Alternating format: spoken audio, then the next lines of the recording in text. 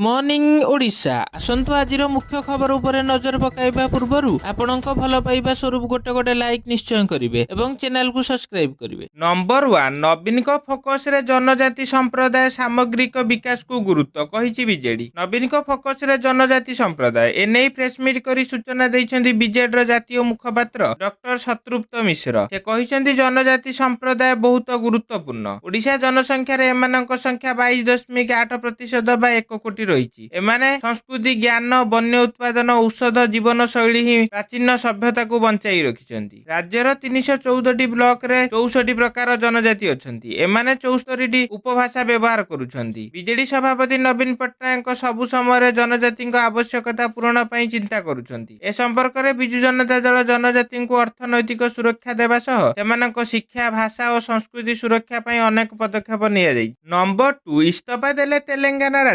राज्यपाल पदरु तमिलसाई सौंदरराजन को इस्तीफा। तमिलनाडु लोकसभा निर्वाचन लड़िबा नै चर्चा भितर से इस्तीफा दैछन्ती। सूत्र अनुसार तमिलनाडु पूर्वतन बीजेपी सभापति लोकसभा निर्वाचन में प्रतिद्वंदिता करिबार संभावना रही। निजर इस्तीफा पत्र से सोमवार सकाळे राष्ट्रपति द्रौपदी मुर्मू को पठाइछन्ती। लोकसभा निर्वाचन पई बीजेपी रो तृतीय प्रार्थी तालिका रे सौंदरराजन को नाम रहिछि। सौंदरराजन हुए तो उत्तर तमिलनाडु पंडुचेरी किंबा चेन्नई दक्षिण आसन निर्वाचन रे प्रतिद्वंदिता करि पारंती। नंबर 3 नूतन सरकार प्रथम 100 दिन रोड मैप प्रस्तुत रखंतु। लोकसभा निर्वाचन तारीख घोषणा हेबा पर प्रधानमंत्री नरेंद्र मोदी निज कैबिनेट मंत्री को खास निर्देश दैछन्ती। से मंत्री मानकु नूतन सरकार प्रथम 100 दिन एवं आगामी 5 वर्ष पई रोड मैप प्रस्तुत करिबाकू कहिसन्ती। प्रधानमंत्री मोदी सोमवार सकाळे नुआ दिल्ली रे केंद्र मंत्रिमंडल बैठकतार अध्यक्षता करिसन्ती। से समय से निज मंत्री मानकु निज निज मंत्रालय सचिव अन्य अधिकारी सह आलोचना करी प्रथम 100 दिन एवं आगामी 5 वर्ष एजेंडा को केमिति सठिक भावे लागू करा जाई परिबो से ऊपर प्रस्तुत करिबाकू कहिसन्ती। नंबर 4 निर्वाचन बॉन्ड सह जड़ित संपूर्ण विवरणी प्रदान करिबाकू एसबीआई को कहिले सुप्रीम कोर्ट। निर्वाचन बॉन्ड सह जड़ित समस्त विवरणी गुरुवार सुधा प्रकाश करिबाकू सुप्रीम कोर्ट भारतीय स्टेट बैंक बा एसबीआई को निर्देश दैछन्ती। सर्वोच्च न्यायालयर प्रधान विचारपति डीवाई चंद्रचूड़ आहुरी मध्य कहिछन जे आमे निर्वाचन बॉन्ड सह जड़ित समस्त तथ्य चाहूचु। एसबीआई जमा करिथिबा निर्वाचनी बॉन्ड विवरणी असंपूर्ण बोली दर्शाई 5 जणिया खंडपीठ पूर्वरु बैंक को नोटिस जारी करी मार्च 18 तारिख रे सुनानी पई कहिथिले। अदालत कहिसन्ती जे मार्च 11 रे निष्पत्ति रे स्पष्ट भावे कुआ जाइथिला जे बॉन्ड रो संपूर्ण विवरणी क्रय तारीख क्रेतांक नाम बॉन्ड नंबर अर्थ ग्रहण करिबारे दल संपर्क रे सूचना दिया जिबा उचित। किंतु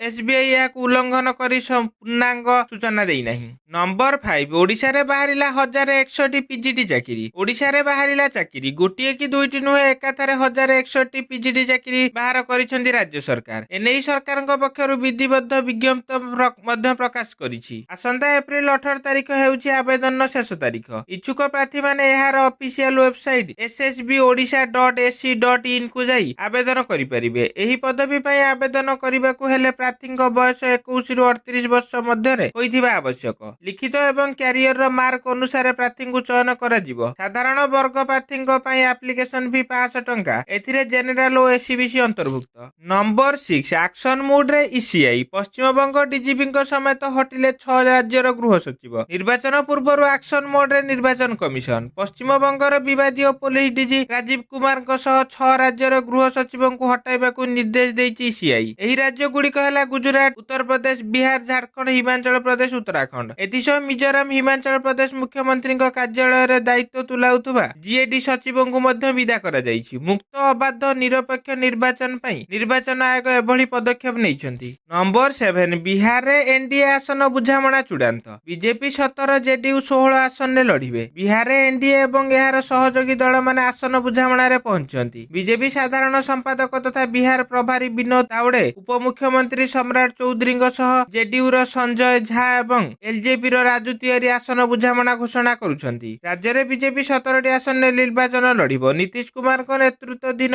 जेडीयू 16 आसन रे लढिबो। चिराग पासवान और आरएलएसपी 5 आसन रे प्रार्थी देबे। उपेंद्र कुशवाहांक दर आरएलजी गोटी आसन रे एवं पूर्वतन मुख्यमंत्री जीतन राम माझी हाम पार्टी गोटी आसन रे निर्वाचन लढिबे। नंबर 8 किछि बदलिबो नाही तांको हाथ मो कांथरे रहिबो। रोहित को नै एभली कहिले पांड्या। गुजरात टाइटन्स को प्रथम आईपीएल ट्रॉफी जितैथिबा हार्दिक पांड्या चलित संस्करण रे मुंबई इंडियंस सामिल होइछन्ती। हार्दिक को ट्रेडिंग जरिया रे आनिबा परे मुंबई इंडियंस ତାଙ୍କୁ ନେତୃତ୍ୱ ଦେଇଛି। ନିୟମିତ ଅଧିନାୟକ ରୋହିତ ଶର୍ମାଙ୍କୁ ଦାୟିତ୍ୱମୁକ୍ତ କରାଯିବା ସହ ପାଣ୍ଡ୍ୟାଙ୍କୁ ପରବର୍ତ୍ତୀ ଅଧିନାୟକ ଘୋଷଣା କରିଥିଲା ଏମ୍ଆଇ। ରୋହିତ 2013 ରିକି ପଣ୍ଟିଂ ଠାରୁ ମୁମ୍ବାଇ ଇଣ୍ଡିଆନ୍ସ ନେତୃତ୍ୱ ଭାର ଗ୍ରହଣ କରିଥିଲେ। ରୋହିତଙ୍କ ଅଧିନାୟକରେ ମୁମ୍ବାଇ 5 ଥର ଆଇପିଏଲ୍ ବିଜେତା ହୋଇଥିଲା। ଏହା ସତ୍ତ୍ୱେ ବି ହାର୍ଦ୍ଦିକ ଅଧିନାୟକ କରାଯିବା ପରେ ରୋହିତଙ୍କ ପ୍ରଶଂସକ ଏହା ପସନ୍ଦ ଆସିନାହିଁ। ନମ୍ବର 9 ରାହୁଲଙ୍କ ଶକ୍ତିକୁ ନିର୍ବାଚନୀ ଅସ୍ତ୍ର କଲେ ମୋଦି, ସୋସିଆଲ ମିଡିଆରେ ଭିଡିଓ ଭାଇରାଲ। କଂଗ୍ରେସ ସାଂସଦ ରାହୁଲ ଗାନ୍ଧୀଙ୍କ ଏକ ମନ୍ତବ୍ୟକୁ ନେଇ ବିଜେପି ଏବେ ତାଙ୍କୁ ଘେରିବା ଆରମ୍ଭ କରିଛି।